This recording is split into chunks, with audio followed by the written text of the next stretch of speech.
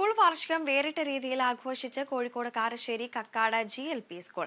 മുക്കം ഉപജില്ലയിലെ മുഴുവൻ pre primary LP വിദ്യാർത്ഥികൾക്കായി മൈലാഞ്ചിയും പൊഞ്ച് ഒപ്പന മത്സരം സംഘടിപ്പിച്ചായിരുന്നു ആഘോഷങ്ങൾ. വിവിധ സ്കൂളുകളെ പങ്കെടുപ്പിച്ചുള്ള ഒപ്പന ഫെസ്റ്റിൽ മണവാട്ടിയും തോഴിമാരെയും കലാസ്വാദകർ ഹൃദയത്തിൽ ഏറ്റുവാങ്ങി. ഇശൽ മഴയിൽ മൊഞ്ചത്തിമാർ നിറഞ്ഞാടിയപ്പോൾ കണ്ടുനിന്നവർക്കും മനം കുളിർത്തു. നാരിമാരുടെ വാഴ്ത്തിപ്പാട്ടും മണവാട്ടിയുടെ നാണച്ചിരിയും ചന്തത്തിലുള്ള ചുവടുകളും കൂടിയായപ്പോൾ ഒപ്പന ഫെസ്റ്റ് കലാസ്വാദകരുടെ മനസ്സിലിടം പിടിച്ചു.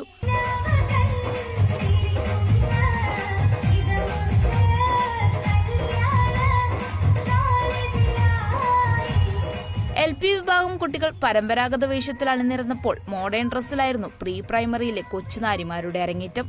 മൈലാഞ്ചി ചോപ്പണിഞ്ഞ മൊഞ്ചത്തിമാരുടെ ഒപ്പന കാണാനും കേൾക്കാനും ഒട്ടേറെ കലാസ്വാദകരാണ് സ്കൂളിലേക്ക് ഒഴുകിയെത്തിയത്. മത്സരത്തിൽ പ്രീ പ്രൈമറി വിഭാഗത്തിൽ കൊടിയത്തൂർ GMUP സ്കൂൾ 1ാം സ്ഥാനവും GUPS തോട്ടുമുക്കം 2ാം സ്ഥാനവും GLPS കഴുത്തുട്ടിപ്പുറായ 3ാം സ്ഥാനവും നേടി.